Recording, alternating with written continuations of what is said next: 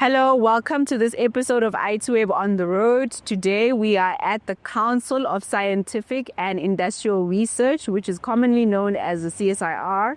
Our reason for being here today is to get a tour of the CSIR on the occasion of their 80th anniversary. We'll be taken through some of their hubs, with one of the hubs being at the Information and Cybersecurity Center, as well as some of the work that they are doing in coding and robotics.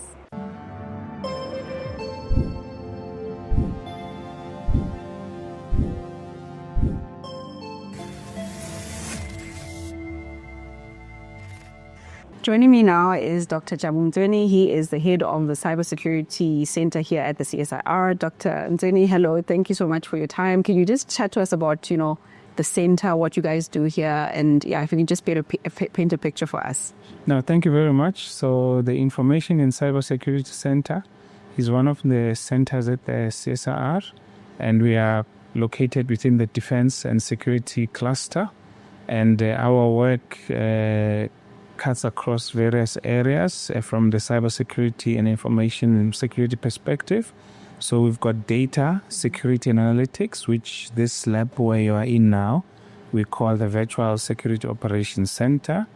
And from a research and development point of view, we use it, to support a capable state, but also use it to test a number of other solutions within this center, and also collect data about threat posture across various entities, but also in the country as well. So, and we also do a lot of work here supporting law enforcement from a digital forensic perspective. So that's one part. But we also have what we call cybersecurity systems, which is more developing homegrown tools. So we've got, for example, the cybersecurity and ransomware lab, where the researchers work to understand, for example, new threats when it comes to ransomware and various others as well. And there's also other capabilities within the lab, such as penetration testing, vulnerability assessment, and the likes. But we then also have what we call secure identity systems. And that's a very critical capability as well. Looking at the world is moving towards digital, so issues of digital identity, biometrics, and various others. For example, we have technologies that are developed in that lab to identify cadavers or people who are in mortuaries who may have passed away, but they don't have, family members who are detecting them. So we are able to use some of those technologies linking with Home Affairs and the likes to identify those people. We also have a system there which is called a livestock identification system. Like now we have, those diseases like, cow disease and stuff like that.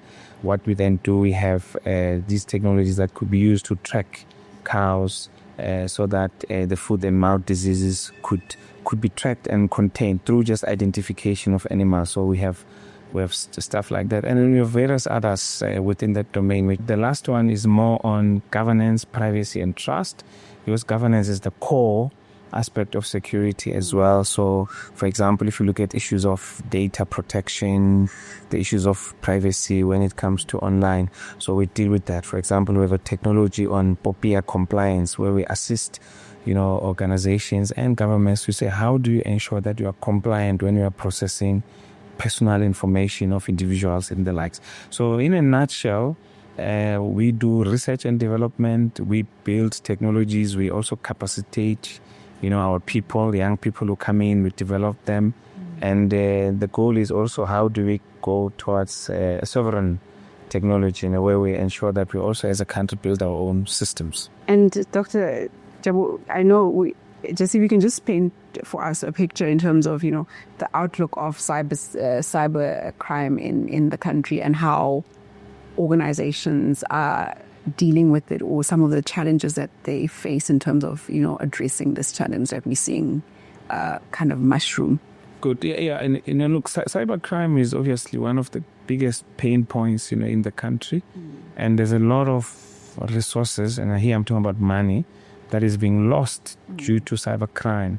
And in the past, they used to say it's about 2 billion, but that is bigger now, because this cybercrime can be committed in various ways, within government departments, in the private sector, even amongst just the individual citizens, right?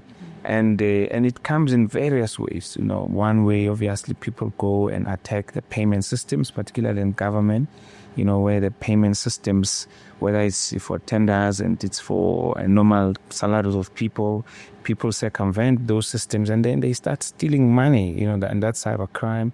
But we also have others, where businesses have been compromised through attacks such as business email compromised, where you are buying a property, people circumvent, and instead of your money going into the right place, it goes somewhere else.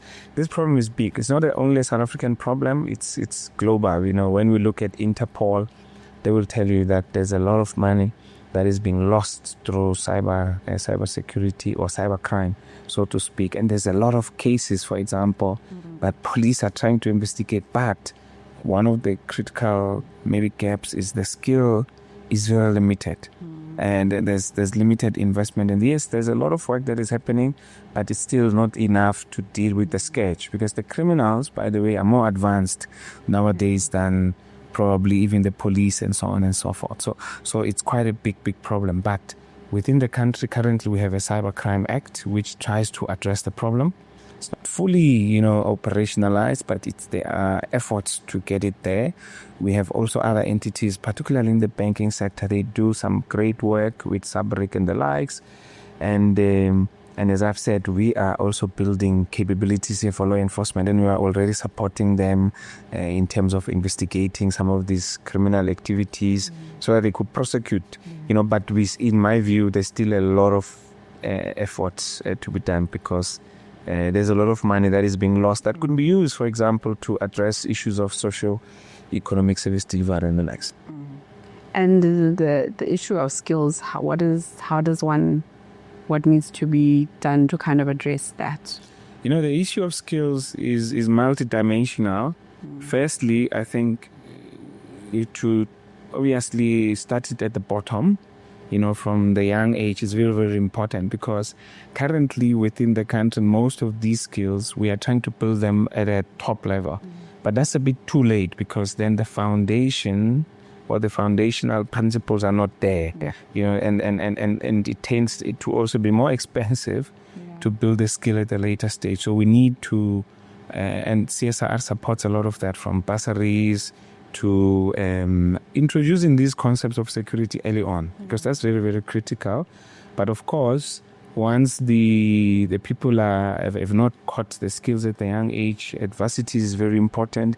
But even within, as I said, within the CSIR, we do that often, where we get young people, to work in such labs, and because by working on real life experiences, it gives them a different perspective, unlike just reading from a book, so that they understand when we talk about an attack, what does it mean? How does it eliminate? How to detect it and the likes? But also, training and education, it comes in various ways. There's formal education, going to universities and schools, that's fine. But we also need practical experience, because criminals, they don't theorize, they do practically. And that's what we also need to do when we are building the skills. But from the CSR perspective, and even in the center, the issue of building skills is very, very pertinent and critical for ourselves, but also for the country, because we can always cry and say maybe the private sector pays a lot and so on and so forth, but we have to build our own timber. I think all the other organizations have to follow the same suit, because if you don't build, we want to get ready-made resources, they are not always available in this space. Thank you so much. Joining me now is Anton de Kock, and Anton's going to be just chatting to us about, he's also here at the Cybersecurity Lab, and he's going to be chatting to us about the Veristic print technology. Anton, I can't even say the name probably. Can you just give us just a brief overview in terms of your role here at the CSIR's Cybersecurity Lab? Yes, I'm part of the Secure Identity Systems Group, where we focus on developing systems to identify people and secure their identities. Yes. Oh, okay. So that's quite a good one, because people's identities are getting stolen left, right, and center. Yes. As in this particular technology, which is the Veristic print technology, is that some of the innovation that has come out of the CSR to protect identity? Yes, that's part of it. This technology specifically focuses on fingerprint recognition, the software side of it. But it's a bit different from your standard fingerprint recognition systems in the case that it allows you to use any camera to capture fingerprint and then compare it to your systems that use your contact-based fingerprints that you get in the banks and at gates and things like that. And the second part is that it also allows you to secure your fingerprint templates. So even when somebody hacks your database, they can't get access to your fingerprint information. And is that I think I might have alluded to it. It's something that we're seeing, like people's fingerprint data and various forms of identity data being stolen. And this is, I suppose, the technology trying to help address that challenge. Yes. Obviously, that's a problem. And with biometrics like your fingerprint, if somebody gets access to that data, you can't replace your finger or your fingerprint. Yeah, then you can't use it again. Yes. Okay. And can you just show us how the very strict print technology works? Is that what you're looking at? Yes. Okay. So basically just here we have the mobile app. It's just a standard app where we log in. Mm-hmm. So I have enrolled my index finger as the admin user. And what I'm going to do, I'm just going to type in the name and then just capture the fingerprint. Just with the camera at the back end, this device just helped me to capture it. Okay. To actually put it down. Oh, there. And it's so clear. Yes, you can see the fingerprint on the scan. Obviously, as cameras get better over time, it will even get more easier to do it this way. Yes, you can see the fingerprint there. And then obviously we can submit it. And it will lock you into the application using that fingerprint. Okay. Yes. So it's linked to an application. Yes. So obviously initially I stored this fingerprint, enrolled it, stored it in the back end. So now when I capture it again, it takes this new image, convert it, compare it to the original one, and it says that yes, this finger came from the same person, then it allowed me to enter. Yes. And if you can talk to me in terms of a company that would use this, is this something that's really in the market, or is it something that the CSIR is developing, kind of working on? What does that look like? Yes, so there's a different use cases. Obviously, it can replace any of your standard fingerprint recognition solutions, but it lends itself to a use case where you need to go out to the field and take the device. Instead of having a laptop with a scanner or a big scanner, you can just take the phone and capture it. So we are working with a few clients, but we're also still in that phase where in the testing environment, it's good, but when you go out there, the environment changes a bit. So we're now testing it with a few clients to see how it works, and then just to tweak it maybe up a bit to make sure it's stable. Yes. Okay, no, it's quite impressive because I've never seen such a clear fingerprint on a picture. Thank you so much. And joining me is Dr. Andre McDonald. And Dr. Andre is going to be chatting to us about the cyber security early warning system, which is this little gadget that he has here in hand. Dr. Andre, can you just tell us more what you do here at the CSIR? Okay, thank you. So I'm a principal researcher here at the CSIR in the cybersecurity group. And my group developed new technology that addresses novel challenges that we face here in South Africa.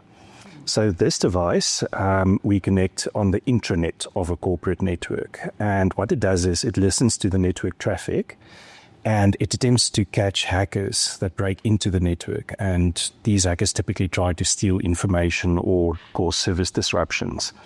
And the value of this device is by notifying a network administrator to this attack, we can stop the attack. So in other words, we can prevent the service disruption, we prevent information from being stolen.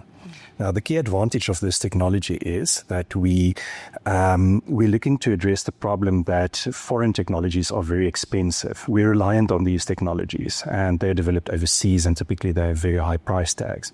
Now, especially in the public sector of South Africa, there's not a lot of money to invest in these technologies. And this technology we've developed is around 10% of the cost of the foreign equivalent, with the same performance or comparable performance. So that's the challenge, the domestic challenge that we've addressed with this technology. And this is a technology that's come out straight out of the CSIR security lab, cybersecurity lab. Absolutely. And if you mentioned, 10% of the cost, what can you give us like a round figure of what that would? This is just below 1,000 rands per device, yes. So how many of these devices would then have to be installed within a network too? It depends on the size of the network. So typically one device per network switch, but it is still much more cost effective than having a device that's 10,000 or even more per rands. Yeah. And this is something that's coming out straight out of the CSIR. Absolutely. So this was conceived by us. So what it does is it does reconnaissance detection. Typically what an intruder tries to do is find what computers to exploit on the network and what ports are open on these computers. And it's that reconnaissance activity that we detect. Now, if you look at the literature, many people have tried to do this, but we are the first group to do this reliably and successfully at a very low false positive rate. Usually the false positive rate is a problem with these technologies. If it creates a lot of false positives, people deactivate it and they forget about it. But this is very effective in that regard. And in terms of, okay, obviously we can't see it physically, but are you able to give us some of the, organizations that have actually started deploying it and, So this is, I would say, beyond the prototype stage. We are currently working with a partner in Cape Town to commercialize the technology and iron out sort of the last hurdles before we arrive at a minimum viable product. So we are somewhere between a prototype and a minimum viable product at the moment. Okay, and what time frames are we looking at? Looking in the next year to finish and to start commercializing here. And how many people does it take to actually, because it's like such a small little device, but it does a lot, because we know the issues around cyber attacks and, hackers. But like, how many people does it take to actually put this little one together? I say little, but... To be honest with you, it takes me around 15 minutes. Just assemble this, yes. So it's just some assembly. We use commercial off-the-shelf hardware. So this is a supplier that provides us with the board. And then to load the software, it's 5 minutes to put it together. Yeah. And then the network would be safe. Network would be safe. Thank you so much. Thank you, and appreciate it. Continuing on our tour here at the Cybersecurity Lab at the CSIR, I'm joined by Boitumelo Nkwe, and Boitumelo is going to be chatting to us about the VSOC overview and more about what she does here at the Cyber Lab. And Boitumelo, hi. Hi, thank you, and thank you for having me. So, as was said, my name is Boitumelo, and I'm a senior cybersecurity specialist here with the CSIR. So in my group, what we do quite a lot of research when it comes to cybersecurity, like trying to get what the challenges are out there and how or what we can do to assist the public, especially the public sector. So based on the research and the findings that we did, one of them, we found that there's a lot of phishing and malware and ransomware that are becoming sophisticated, and the organizations do not have the right tools, or either they don't have the right tools or is the skills to can combat that, or the other things, then the tools that are available are expensive for them. So with that information and what we did or what we're doing here at the CSIR, we're developing local-based tools. One of them is a SIM. So a SIM, what it is a security information and events monitoring tool. So it will help to collect the logs and all the activities and integrate it with all the security tools that the organization already has. So it's still in the development phase. We are working quite closely with, because what we do mostly, we try to develop talent. So we have exchange students that we are working with to assist with developing the tool for us. So, yes. And the development, where is it now? And in terms of, getting it to be, let's say, utilized within an organization, what stage are we at? I can say in a year or two, we'll call you and then you can see it in action. Because, it's quite at a stage now. Yeah. So, but we haven't done the testing as yet. Yeah. And just if you can give us an idea in terms of once it's developed and it's ready to use, how will it help, like you say, public sector organizations deal with some of the issues that they face around phishing, lack of skills in the cybersecurity space, etc. Yes, like I said, most of the tools that are out there, they're not locally developed. They are from outside and they come in a bit expensive. So what we're trying to do, we're trying to get that in a local kind of, like to cater for our local industries or public sector, and looking at things like security. We have privacy issues and all that. So we're trying to keep all that information in the country, and also much cheaper than, because the rates are actually very high. For example, the SIM that I'm talking about, you get charged per data that you ingest. So per gigabyte, you will get charged a certain amount. So we're trying to reduce that so that everyone can be protected, because cybersecurity is a very cybercrime is a very challenging thing out there. Yeah. And I'm guessing it is, like you mentioned, it's challenging. I'm guessing if you don't have the necessary tools and precautions in place, then it puts those organizations even in more, they become more vulnerable to some cyber attacks or cybercrime attacks, yeah. Yes, I mean, if you look out there, almost on a daily or weekly basis, you just find newspaper clips that says that so-and-so there's been an attack in this industry, so at least we can do something to reduce that. That's what we're trying to do here, that's what we are doing, actually. And in a year or two, I'll come back and then we can show me. Yeah, definitely. Thanks, Witi. We're now at the CSIR's Learning Factory, and joining me to chat to us more about what happens in this factory is Dr. Belinda Matebese, and she's going to chat to us about what her role is here and, yeah, all of the innovations that are happening or coming out of the Learning Factory. Dr. Belinda, hello. Right, thank you. Hello. Can you chat to us more about your role here within this center or lab that we're in? Okay. So, as you mentioned, my name is Dr. Belinda Matebese, and I'm a senior researcher with the applied mathematics background. But my role at the Learning Factory is I manage the operation of the Learning Factory and everything that has to do with the Learning Factory. But before I can go deep into the Learning Factory, just to explain that the Learning Factory is hosted at the Center for Robotics and Future Production, which is part of a manufacturing cluster. So at CSIR, we have 9 clusters, so manufacturing cluster is one of those clusters. So here we mainly focus on, as you can see, customizable robotics, machine learning and AI, and then the Learning Factory and the Smart Factory and the robotics lab that you'll see later on is part of our core platforms that we look into. And what are some of the innovations that have come out of, the Learning Factory? So the Learning Factory is not a new concept. It's a concept that came out from, I would say, Europe, where they were looking at the manufacturing sector specifically into how they can transform or transition students from the theoretical side to the work space. So if you know that when you go to varsity, you learn more about theory, but when it comes to the practical side of things, it's usually minimal. Or when you go to industry now that you are working, you won't be familiar with, say, how BODMAS or how a certain theory will apply to certain machines or to certain processes. So the Learning Factory was an idea to then enhance or support students in terms of getting that practical hands-on experience of the industries that they will be working on. We started in manufacturing, but it's customizable to other industries as well. So you can still apply the Learning Factory concept into mining, you can still apply it to defense and other sectors as well. So it's basically about skills enhancement and also getting that hands-on practical for the students, the technicians, even for learning, for training, and for business as well. Yeah. And in terms of skills enhancement, what would the students, like which stream would they be coming from? Like would they be coming from engineering, mathematics, and? So it can be different, as I mentioned, that it can you can look into it as different skills.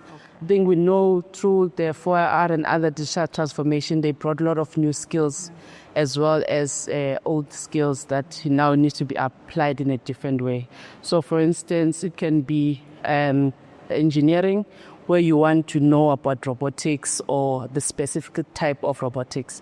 For instance, in the robotics lab that we have here at CRFP, we deal with mobile robots and also aerial robots. But there are some other robots. If you can see, we have an arm robot there and also have another arm robot around the lab. So it depends on what skills in the new age of digital transformation you want to learn. And also, I think looking at the way South African industry is structured, it's more on the manual labor. And then now when we introduce new technologies, people tend to be scared of using the technology because I think we haven't found the right way of making sure that the people on the ground, they accept and adapt to the technology. So a Learning Factory can be a place where you can expose those people to some of the technologies so that they can easily adapt to the technology being part of their day-to-day life. Yeah. And where would I see, like if we're looking at industry, where would I see this type of robot? So, mobile robots, I think you'll see them in Amazon, where they're doing the logistics. So it can basically move packages from one road to another. And then you'll see when you're taking to Thabisa later on downstairs, can also be applicable to security, where you can build a robot with cameras and sensors, and they can do a monitoring of an environment as well.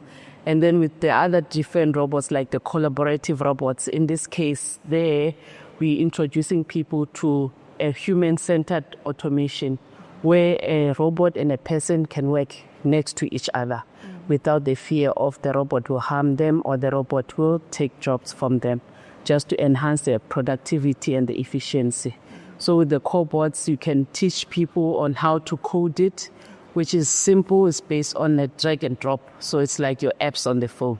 So you don't necessarily have to understand the programming language, but as long as you can understand instructions and you can follow the pictures that will show you, which we'll show you later.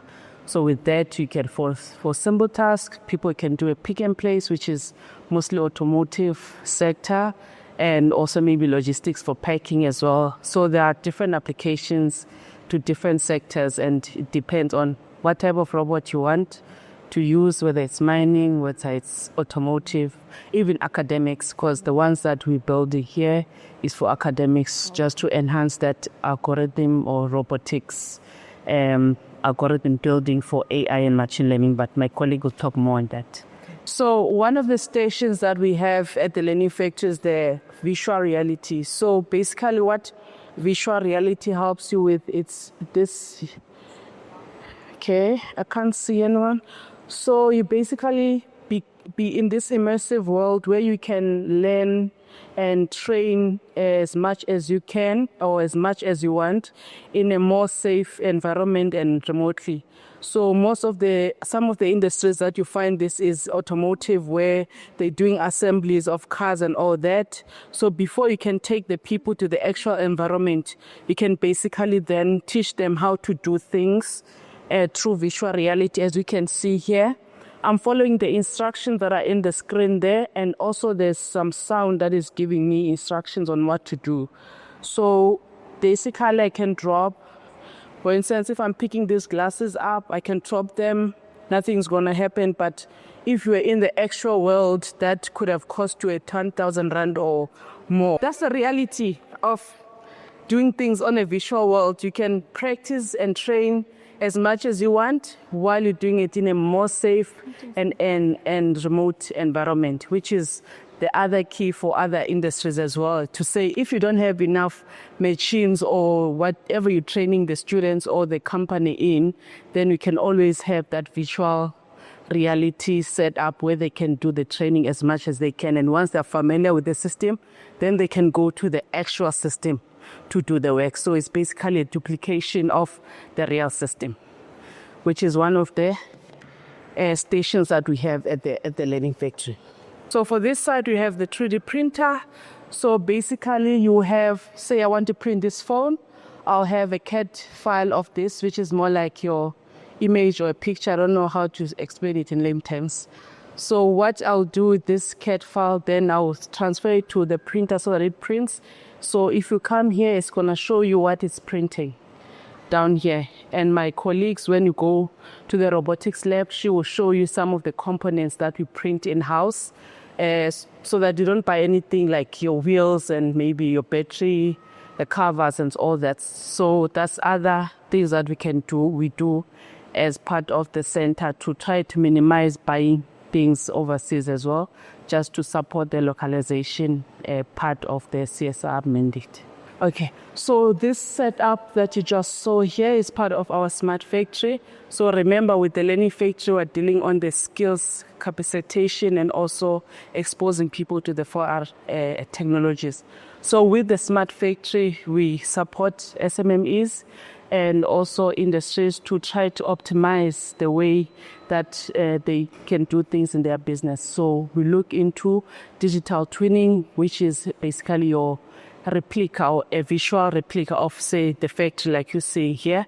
And then we can support in terms of before you can set up the factory, do a 4R readiness assessment where we speak to the people from the bottom to the top just to understand what type of technologies they might need and how would that change their day-to-day.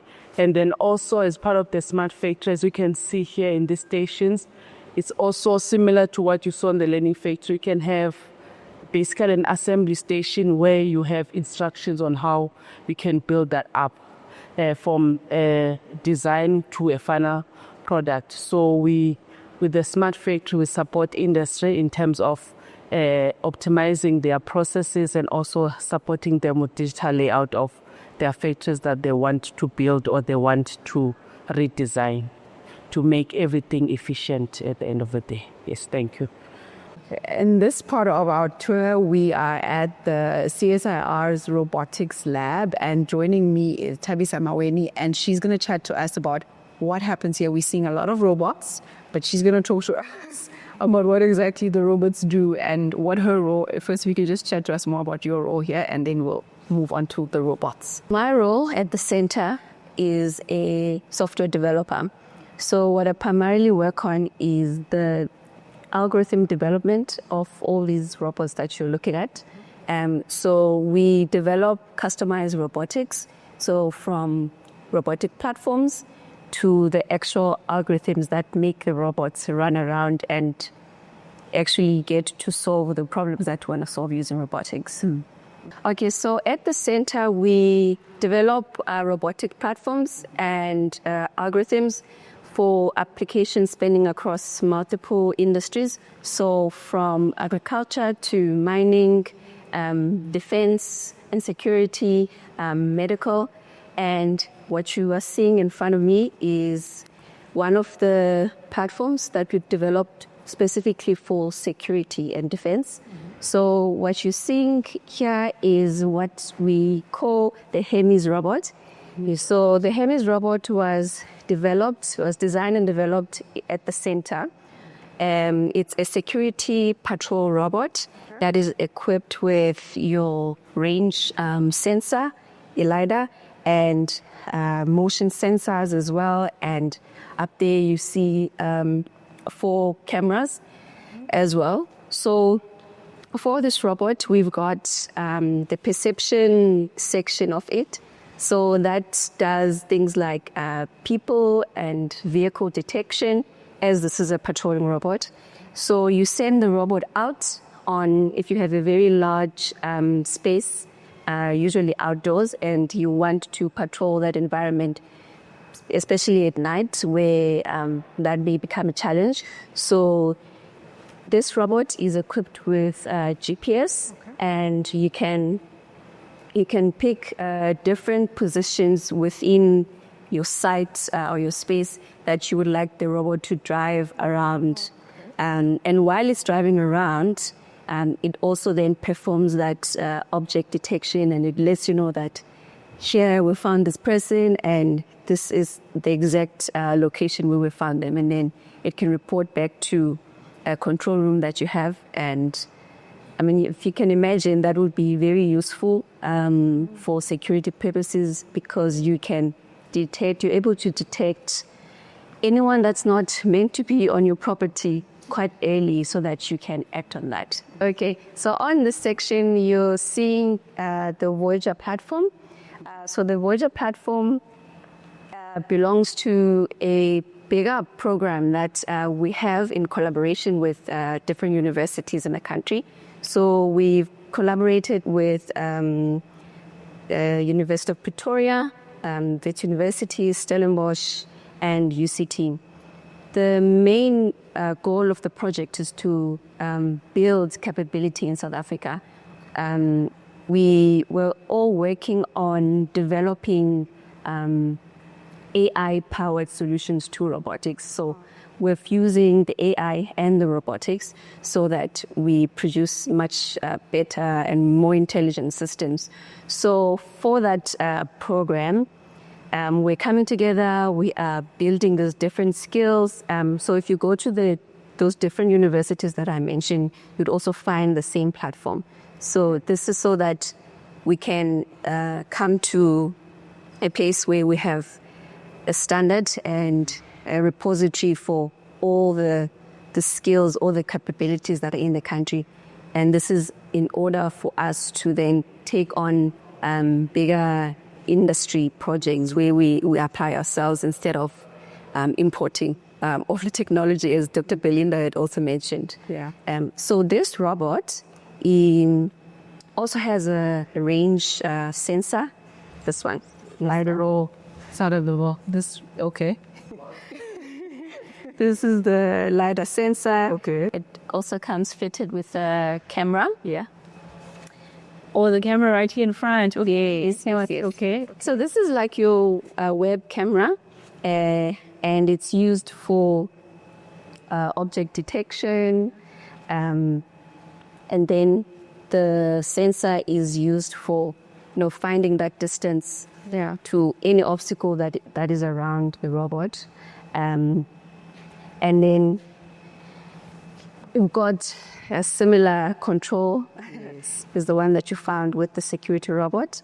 And for this robot as well, it comes with these sensors, but universities or other researchers working on it are able to add their own sensors to, extend its capability.